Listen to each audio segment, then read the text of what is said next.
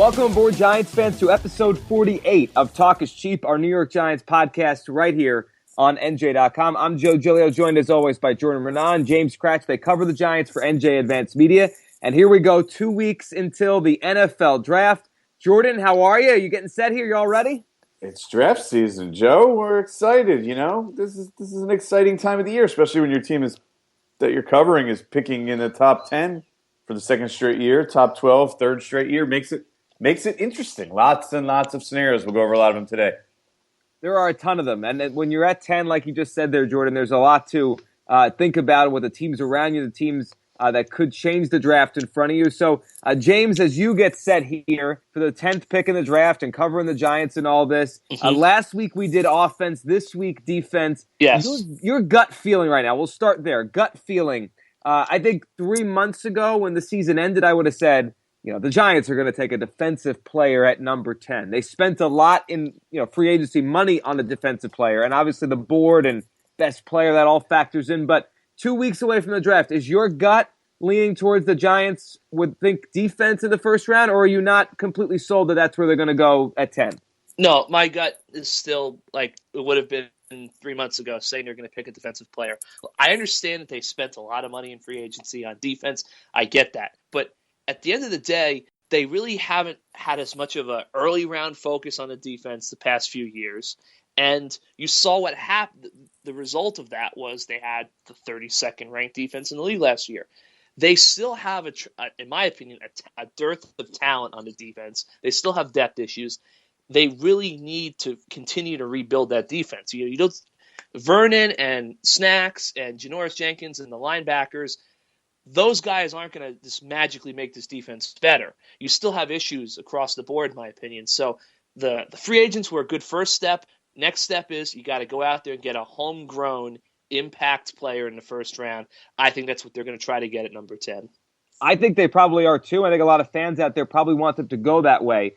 Jordan, for you, after all the money that was spent, we'll kind of start here, then we'll get into some hypotheticals. We'll go through some of the names with the defensive side of the ball here in the first round and look at this draft as a whole from the defensive perspective. But right now for you, when you look at the Giants defense, how close are they, or how much did they kind of close the gap from being bad to where they need to be as we go towards next season? There's still a need on the defensive side of the ball. I mean, it's obvious. Just look at the team. I mean, if you think about it from a big picture, they basically subbed out Prince for Janoris Jenkins, Vernon for Robert Ayers, and added one guy, which is basically Damon Harrison in place of Marcus Kuhn. Obviously, a big upgrade.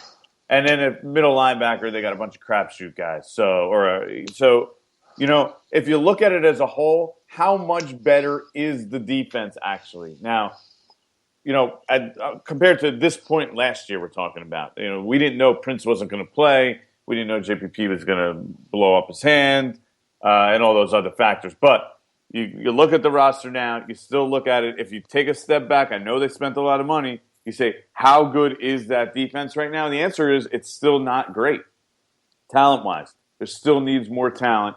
And the draft is an opportunity. You get your all-pro players. You get your Pro Bowl players from the draft. That's where you get the players from the first round of the draft. I think it was, 66 to 70% of this year's all-pros, first-team all-pro, were from the first round of the NFL draft. So it's almost 70% first round of the draft.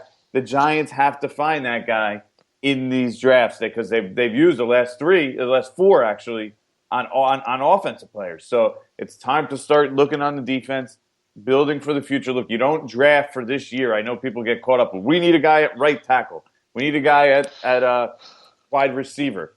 Well, guess what? In the rookie year, the chances that these guys are real impact players, are above average players at their position, are not great. There's only a handful of guys each year that are. So got to look to defense, got to find a guy that's going to be your guy for this year and moving forward.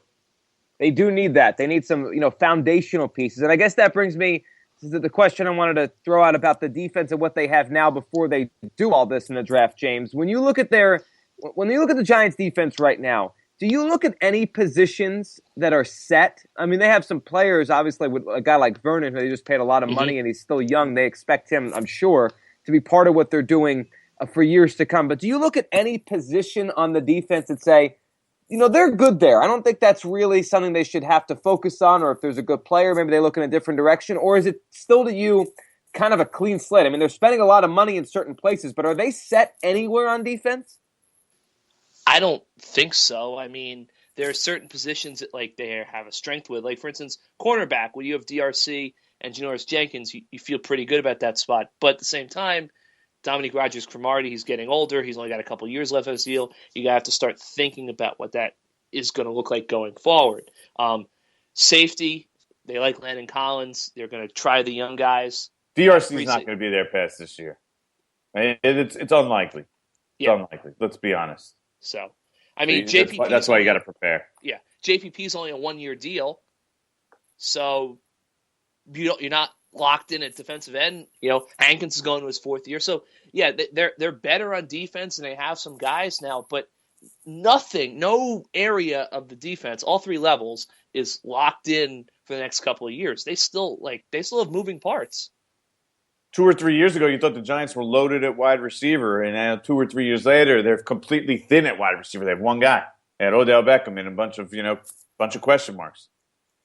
Things change quickly in this league. You can't really what you think you have doesn't necessarily. You look 2 years later, and it's a completely different picture. So it's almost impossible to predict that kind of stuff moving forward in this league and say we're set at this position, we're set at this position. It just doesn't work that way. Injuries happen, things change, money factors into the equation. You can only re-sign so many guys at so many positions.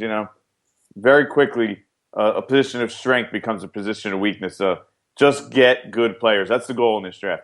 Get good players.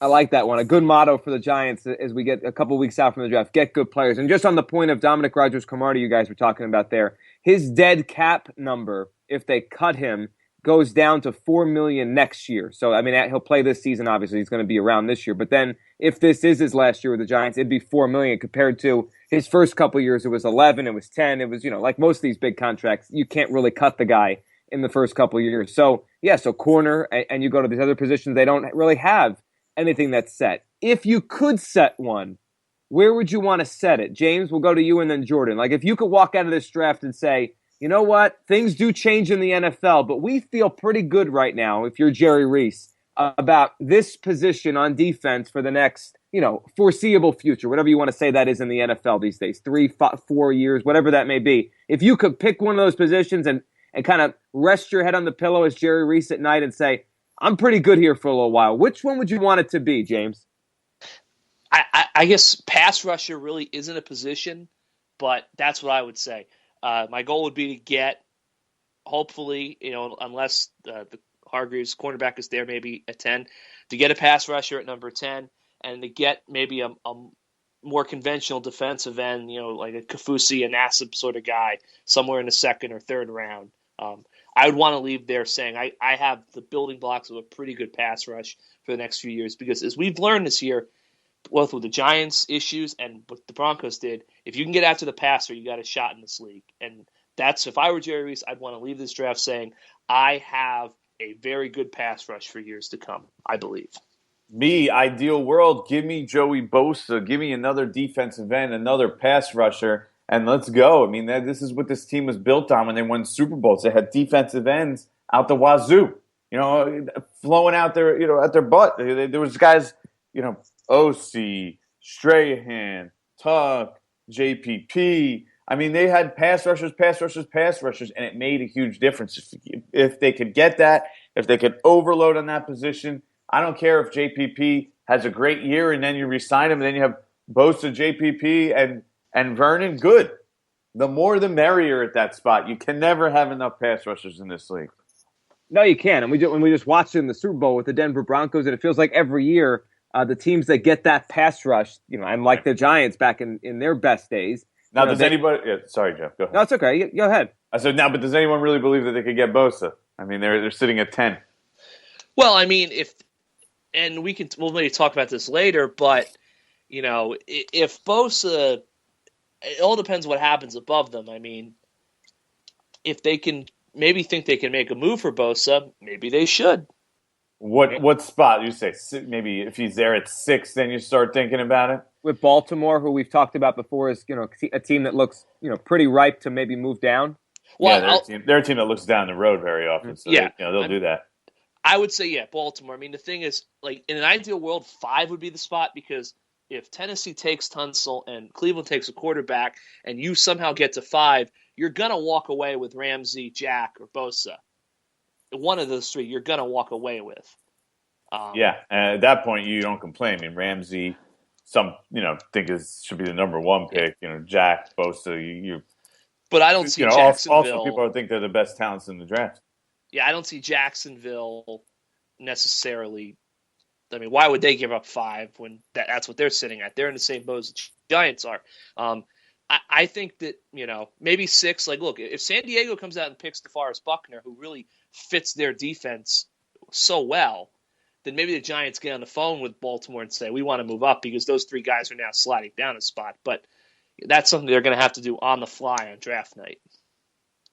Yeah, that's tough to see, though, them going Buckner in that 3 spot at that point. Yeah, it is. I mean, but I think a lot of ahead of the Giants is kind of in flux. We know a lot of these names. We've heard a lot. And Jordan, you were just saying people think Ramsey might be the best player. Tunsil for months and months is Jack. kind of People think Jack is right. Best talent.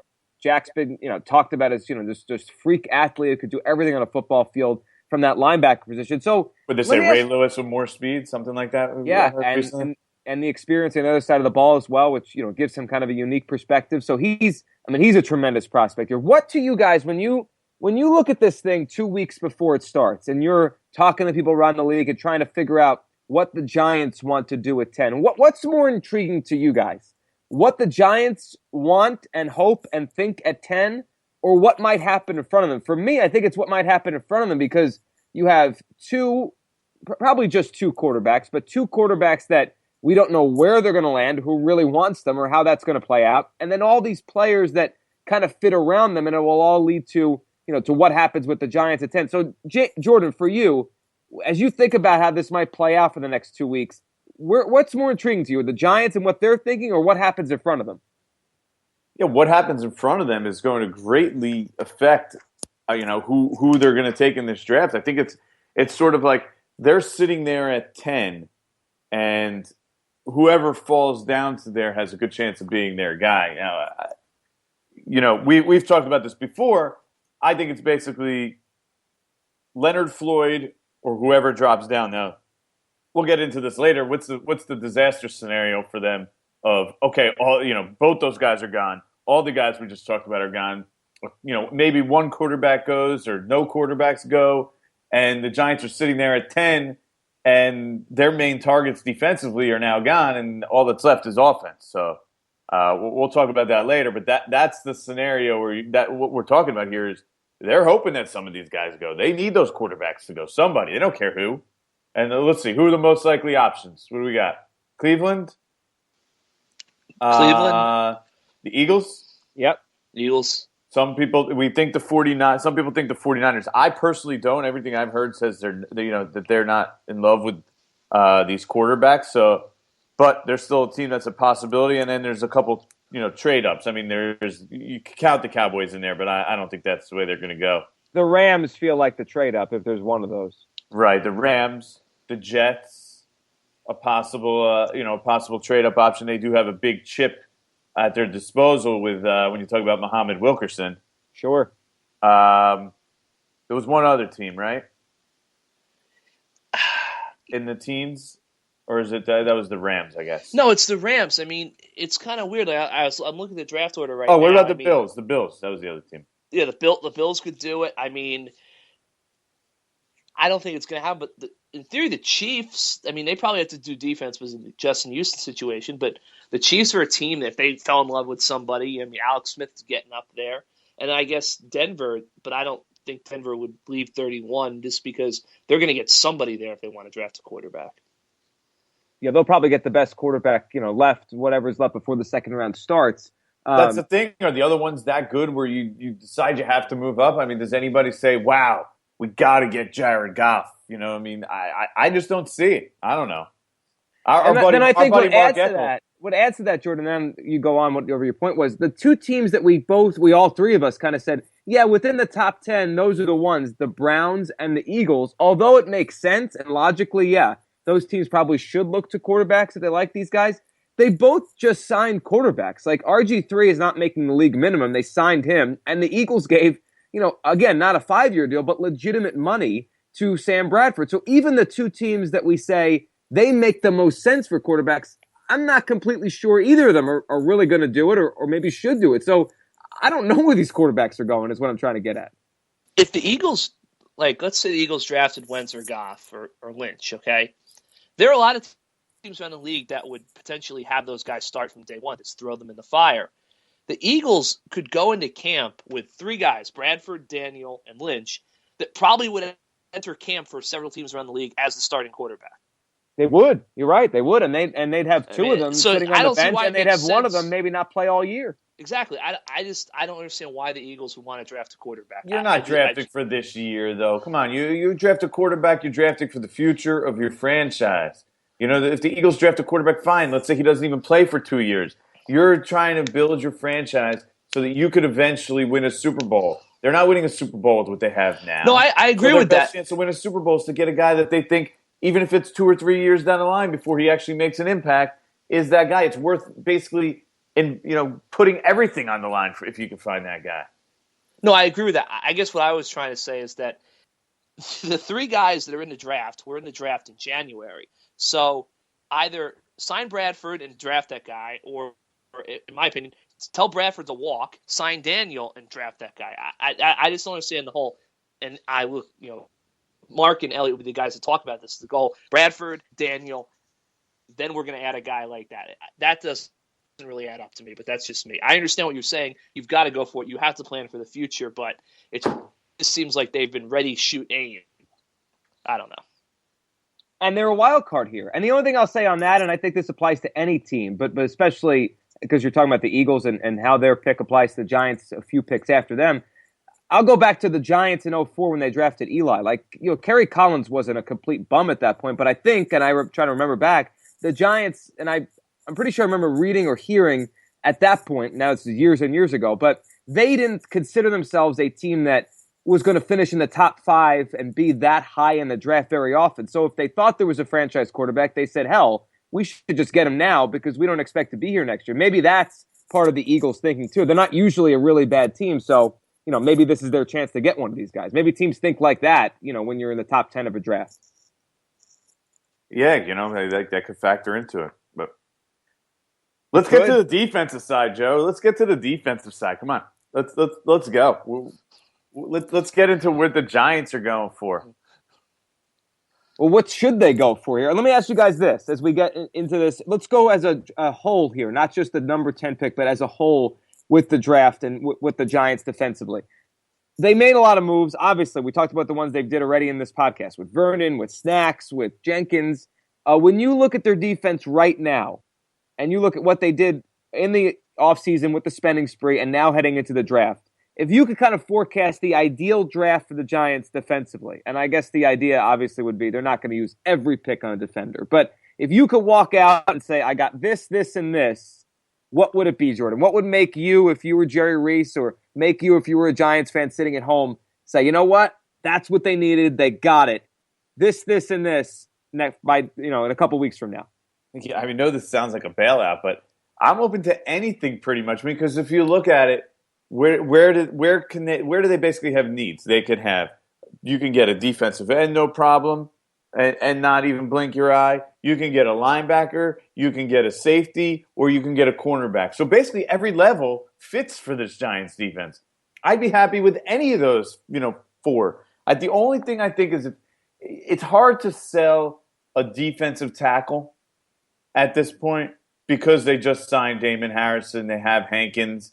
It's not a position where guys most of the time play every snap.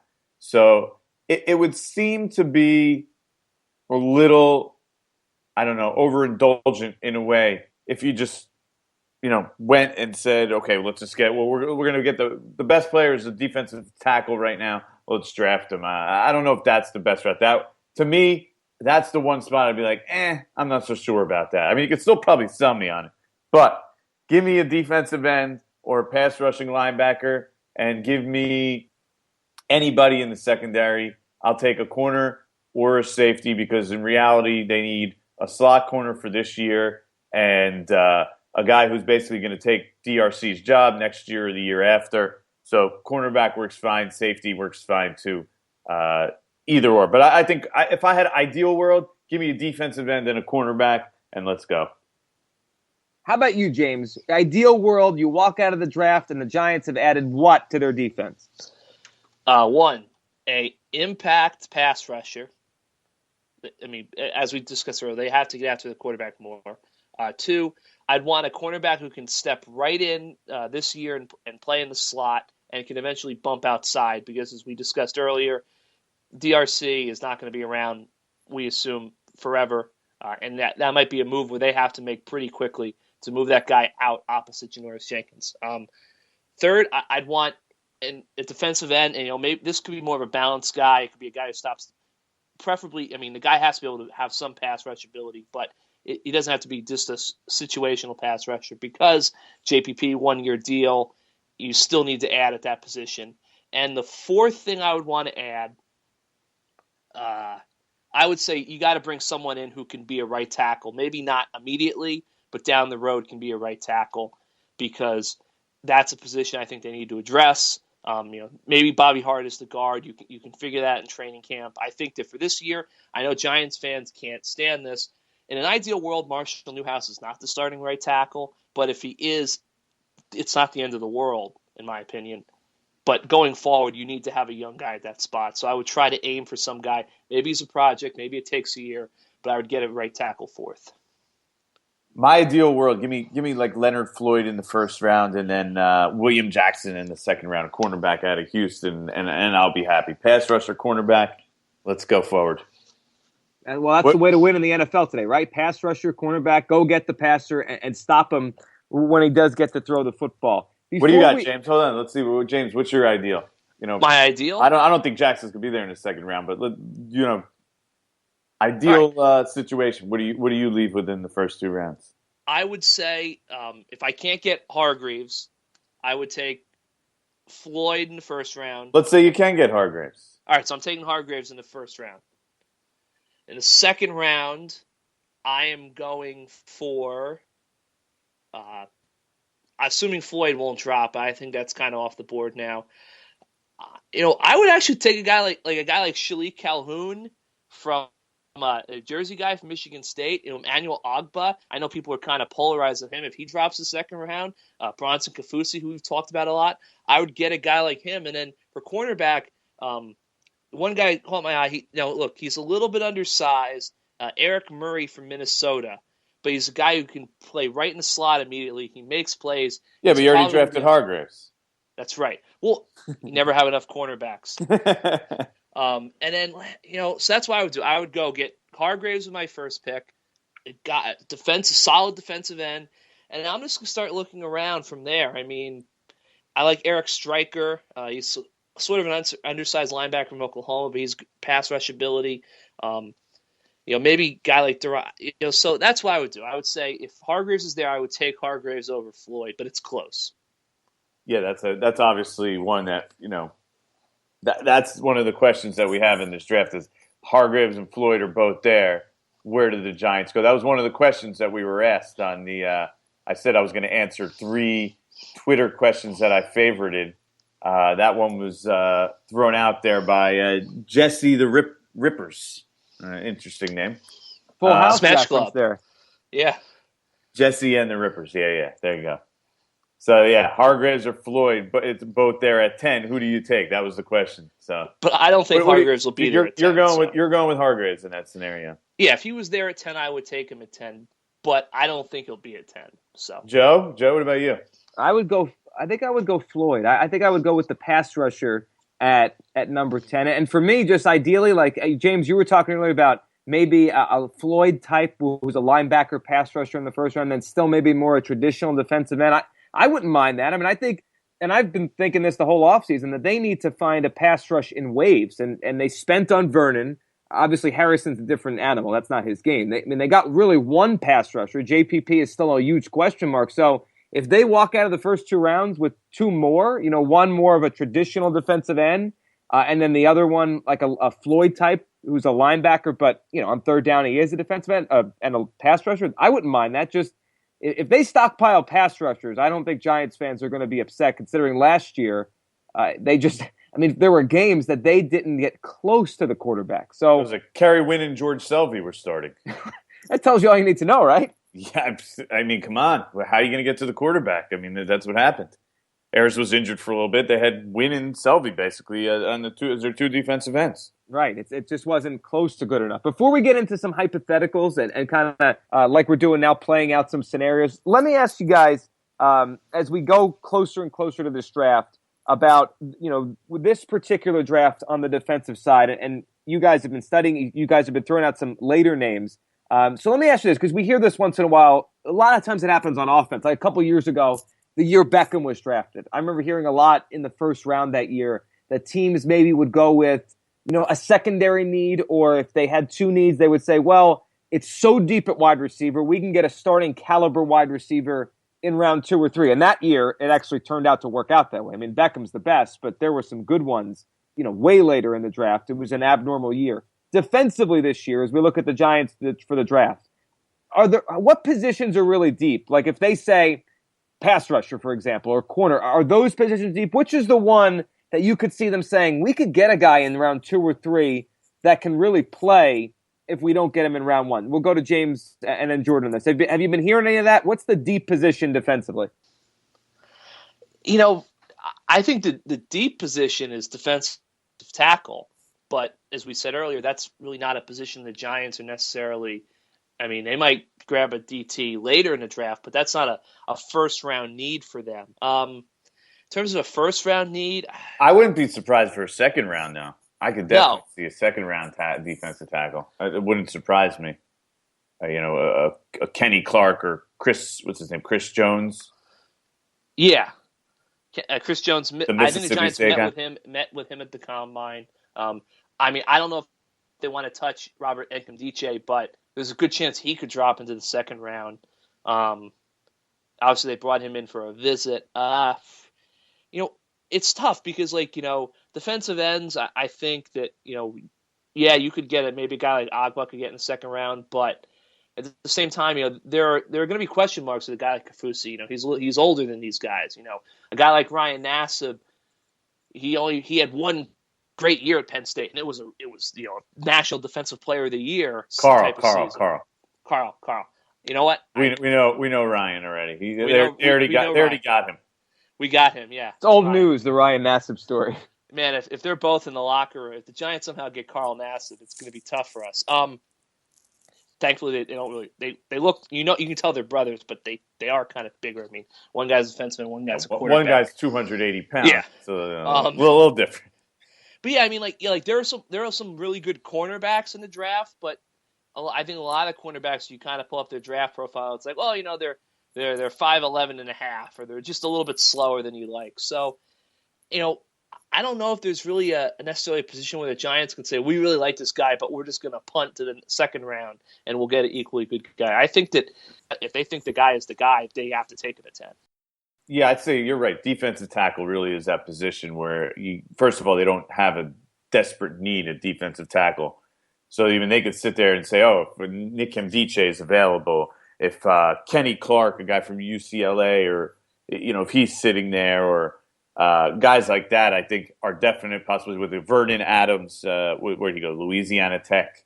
Those kind of guys, I think if they're there early in the second round, it's a possibility. Now, this isn't a particularly deep position, but I think with the way that it's going to pan out, safety is a position that comes into play in the second round, early second round, because you could have a pick at the top safeties at the beginning of the second round. It's possible. And I think if a guy like Carl Joseph from West Virginia, I know he was injured last year, but he's pretty much perceived as a first-round talent, but he has some questions. He hasn't been able to run and do that stuff. If he's there, Von Bell, the guy from Ohio State, I think that's a possibility early in the second round. So even though that's not a particularly deep position, the way the draft is going to play out, look, no safety is going to go in the top 15. You can pretty much book that.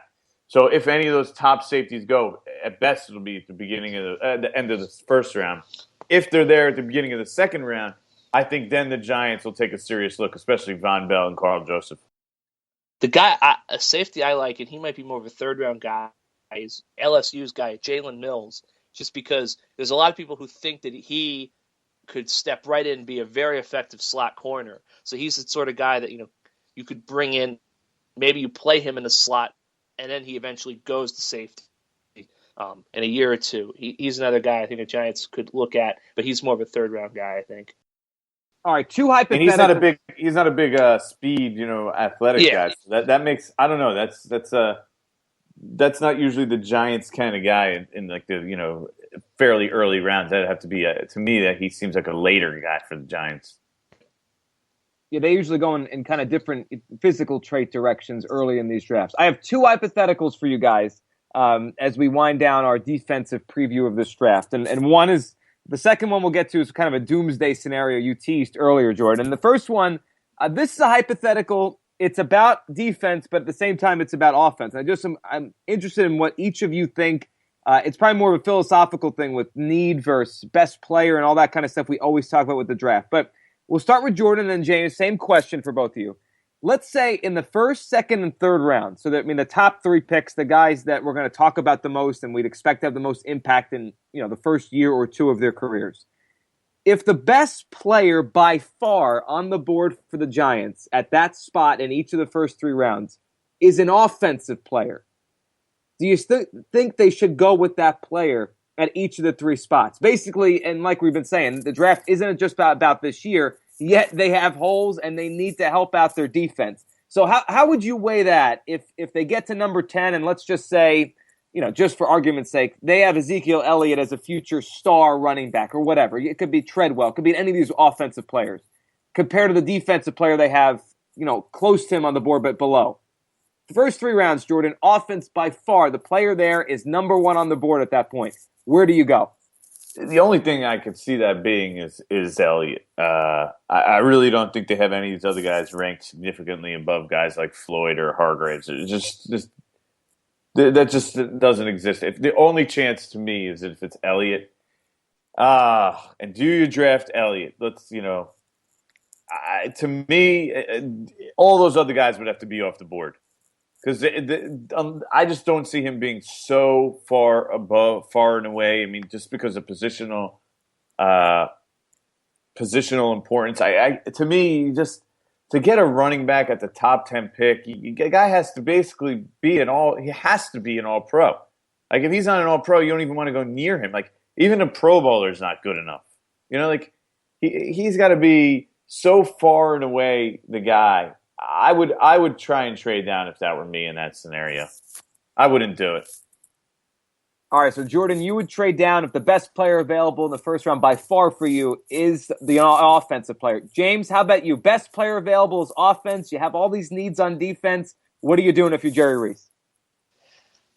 I agree with Jordan. I would try to trade down. I mean, if you really like the top-ranked defensive player on your board in that spot and you're okay going 5-6 slots down, then you take that guy there. I mean, second round and later, I think it's a little different. Maybe you just grab the offensive guy, but they have to get something for their defense this year in the first round. They don't. There's no way of saying their butts about it. They need to get an impact player. So if there's no one there, I think you just trade it away. I mean, Elliott's a guy who I have a feeling he's either going to go really high or he's going to slip to the middle of the first round because the idea of drafting Ezekiel Elliott sounds great, but then you get there and you look at the board, and as Jordan said, you want an all-pro Adrian Peterson if you're going to take a running back in the top 10, and I don't know if you can necessarily. I don't think you can say for sure Elliott is that. So I think he's a guy who it sounds really good to draft him, but when teams have to actually pull the trigger and hand the card in with his name on it, they're going to think twice, and I think he'll eventually slide maybe to the 13 to 16 range. Joe, while we're on it, let's do the disaster scenario. Okay. All right. All right, let's do So it. So, Jordan, you had thrown out some, asking your Twitter followers some questions, and I'm looking at it right now. Larry threw this one at you, and I guess the order of these names doesn't matter, but it's just the premise. So, Larry said, "What happens if Tunsil, Ramsey, Bosa, Jack, Buckner, Elliott, Stanley, Hargraves, and Floyd are picks 1 through 9?" Now, as you're kind of running through what I just said in your head, and you're saying, "Oh, who are those guys?" They're not quarterbacks. Basically, that's the doomsday scenario where all the players we've talked about the Giants may like, all gone, and the quarterbacks are there, what the Giants would have no interest in a Carson Wentz or a Jared Goff. So in that scenario, the doomsday scenario, the quarterbacks don't get taken, at least one of them, if not two of them, within the first 9 picks. What do the Giants do? I think it's a great question by Larry. Jordan, you can go at it first because he asked it right to you on Twitter. What do you do in the doomsday scenario? I'm sure the Giants hope this doesn't happen. yeah, me personally, I would definitely think about trading down at that point if that's not none of your top guys are there. Now, what I think they would do in this scenario is they would draft Conklin, uh, Jack Conklin, Michigan State offensive tackle. Can plug him in immediately at right tackle. Some believe he could play left. Some believe he could be a great guard. But most consider him a tackle. There's some people's boards are. He seems to be a polarizing guy. Some teams have him really high. Some teams have him about right where the perception is. The third guy on the board around the top 12 to 15, 10 to 15 players, and others have him at the end of the first roundish, and other guys ahead of him. So. But to me, I think he'd be their pick in this scenario because look, Elliott's off the board. Even we're talking about if there's only all offensive players, if Elliott's even off the board, Hargraves is off the board, Floyd's off the board, Jack's off the board. So to me, Conklin is the pick here. I don't see them, and I mean this kind of goes into this is another question we got. Fanto Dragoon asked me, why no Rankins at with the 10th pick. We talked about this before a little bit with the defensive tackles, but I just don't think he does not fit their profile enough where they view him as a top 10 pick. He's, I think, a touch under 300 pounds. And we saw it, 2 years ago with Aaron Donald. Like they thought Aaron Donald was a good player. But, Aaron and Donald, he turned out to be a really great player. Yeah. But they look at those kind of guys, those little smallish kind of guys and say, those are good players, but they're good. He's going to be a good player for someone else. They just don't. On the interior, they're not looking at 290-pound guys. It's just doesn't fit what the Giants look for at that spot. Do I think that's the right thinking? I mean, I disagree with it in today's day and age, but that seems to be the way they think, and I just don't think they view Rankins as a top 10 player. So you're kind of stuck with no defensive guys there. I mean, I don't think Shaq Lawson they view as a top 10 player, and I think the way it is the best player there for them is Conklin. So Conklin would be your pick in the doomsday scenario, or maybe my pick would be trade down. Okay, so trade down, and you would probably be able to take advantage of a very desperate team. That need. I mean, teams will go crazy. Like the Rams, you would imagine they're the one we talked about earlier. If both of those quarterbacks are sitting there at 10 when the Giants are on the clock, you'd have to think. James, and I want to hear your answer to this. You'd have to think that the Rams would call the Giants in that spot and say, "You want to move down? We want one of these quarterbacks." Oh, definitely. I mean, okay, so if that doomsday scenario happens, and you know what, we laugh about it. I don't know if it's as crazy as it might sound, because if you're the Cleveland Browns, I don't think it's crazy. You're going to be bad no matter what next year. So if you're Cleveland, maybe you sit there and you just say, you know what, we're going to win 2 games anyway, so we're going to have the number 1 pick next year. We'll go get Deshaun Watson. We like him better than all these guys. Let's go take Ramsey or Bosa or someone else. And if the Eagles and the Niners hold pat, which we think there's a very good chance they could do, and Dallas does what they should do and drafts a defensive player, this could happen. I do 3 things. 1, defense. I would think Deron Lee and Eli Apple, 2 Ohio State guys, would be, if I was going to pick a defensive player at 10, those would probably be the 2 guys. So you got to look at your board and see where they match up. I probably would go Apple over Lee. But those are the two guys defensively that jump out to me. I think Jordan's right. Offense, Conklin would be probably the top guy at 10 because he can go right at right tackle. I definitely would try to trade down. The Rams are one. I would call.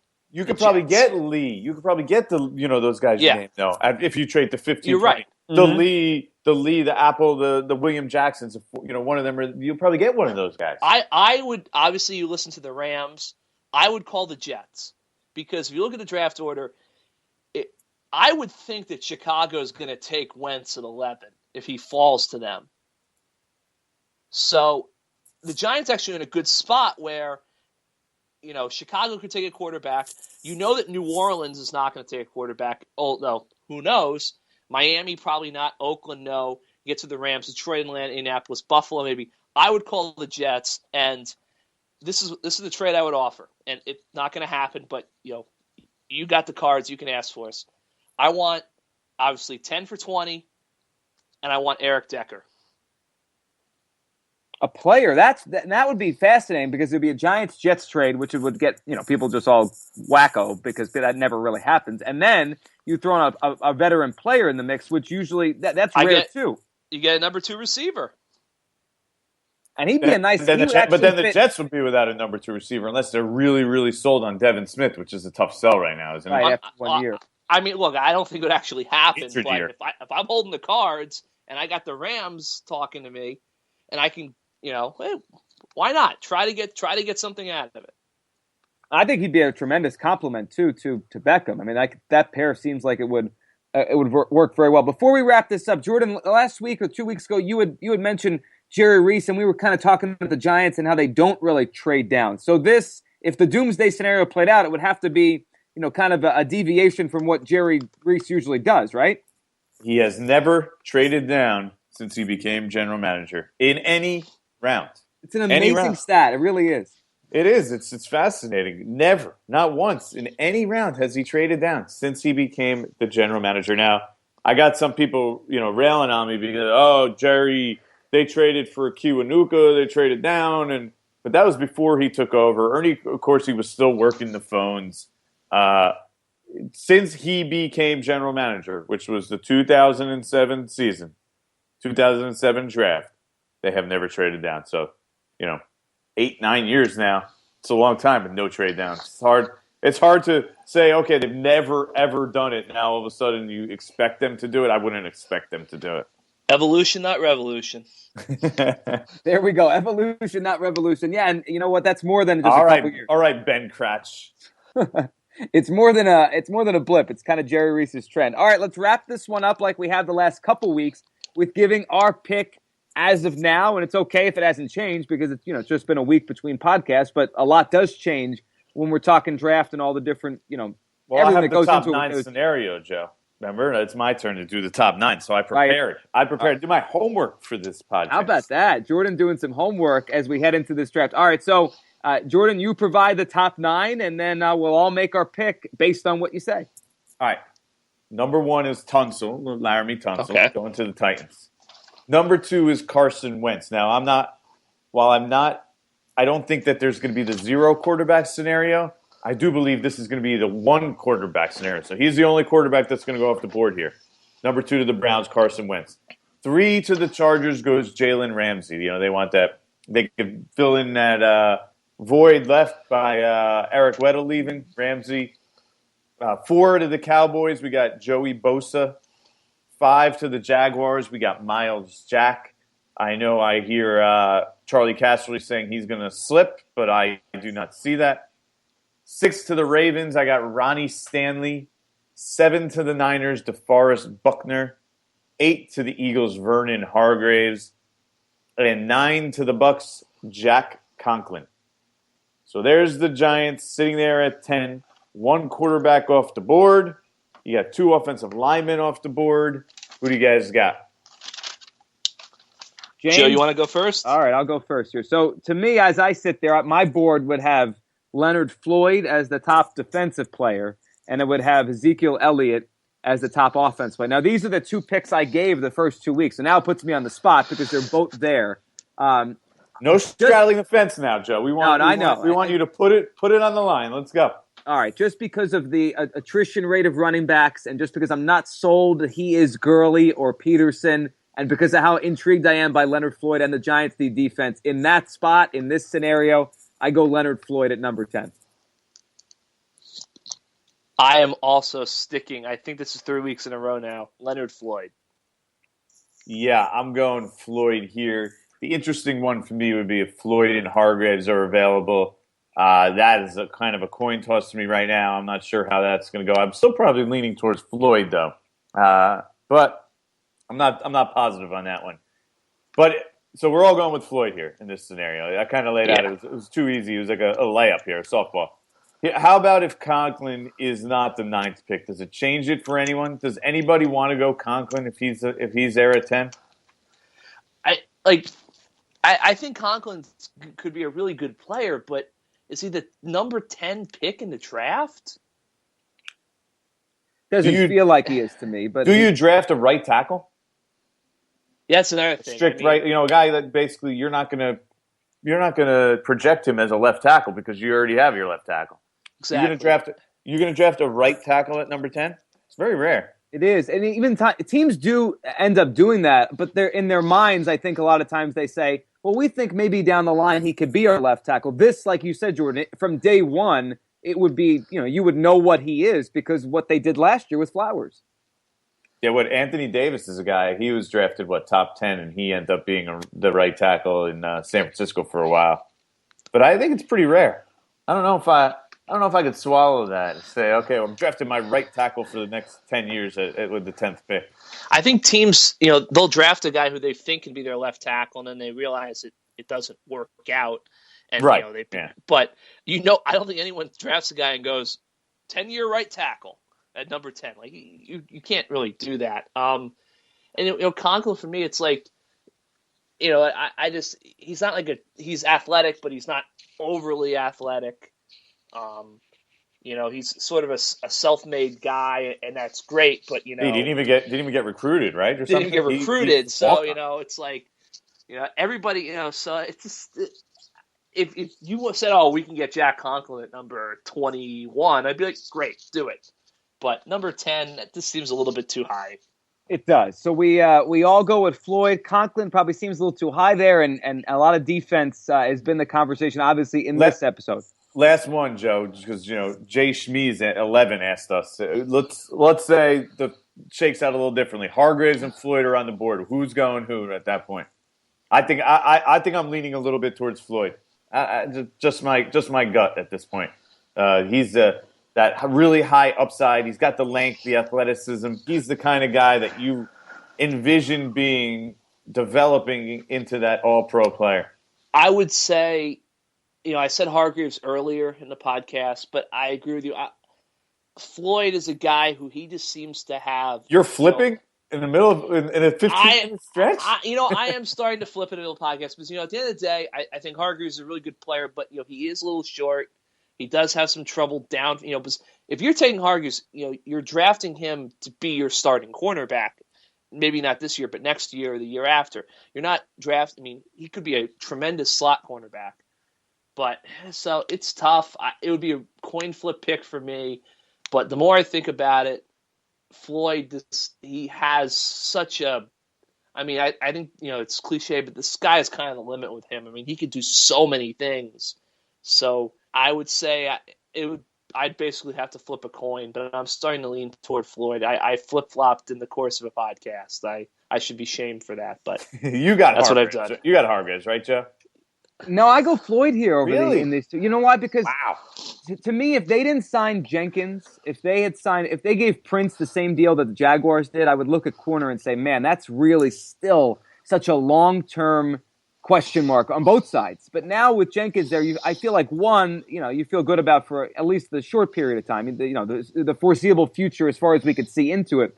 I still think better be good there for 3 to 5 years. For that, better be with the money they gave. I still think pass rush is a major need, like a pass rusher to go get the quarterback when they really, really need to, because I just don't know what the heck JPP is going to be. So, yeah, that's a tough one, and I think the Giants would probably love to have to make that decision. But I'd go Floyd over Hargraves in this scenario.